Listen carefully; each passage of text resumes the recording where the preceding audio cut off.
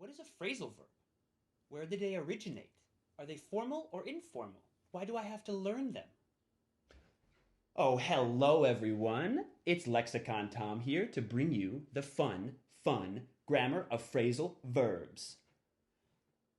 I know, grammar, phrasal verbs. And didn't we say that we didn't want this to be a classroom? This is not going to be a replacement for classes. And he's right, we don't want this to be a classroom.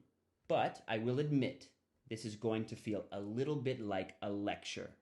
But bear with me, phrasal verb. Let's do this quickly and painlessly so that when you get through this phrasal verb, you will be able to use phrasal verbs correctly and follow my videos as we begin our adventure with essential phrasal verbs. Phrasal verbs for work, phrasal verbs for talking on the telephone, phrasal verbs for negotiations. You name it, we're going to talk about it. So, let's get ready to introduce our special guest, Tennis Tom. Tennis Tom, how are you today? It's been a difficult few months, but I've been getting by.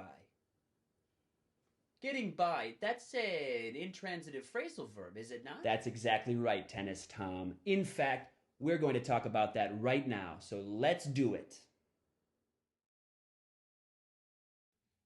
A phrasal verb consists of two or more words and is always made up of a verb and a particle. A particle is either a preposition, up, down, back, or an adverb, away, together. Phrasal verbs follow the same conjugation rules as ordinary verbs. They must always agree with the subject and tense. Last week, I slept in every day. In the last 4 months, I have signed up for Netflix, Hulu, and Disney. There are two major questions that you must answer when using phrasal verbs correctly, and those are: is the phrasal verb transitive or intransitive? Is the phrasal verb separable or non-separable?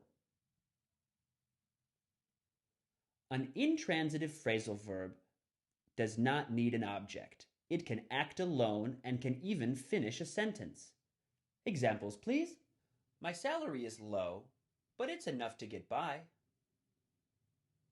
Every Christmas, my family dresses up.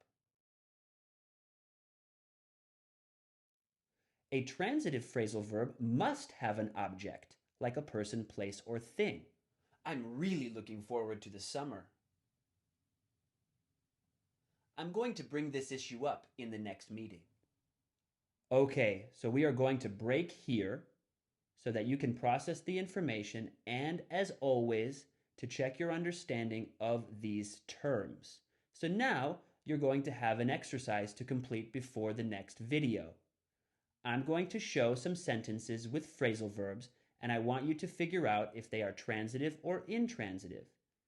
In the next video, we will talk about the second question: separable or non-separable.